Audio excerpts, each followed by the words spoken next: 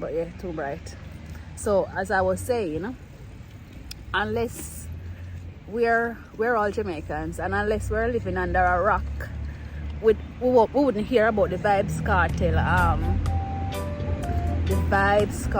case, right? Well, Vibes Cartel, it looks sticky. It looks sticky.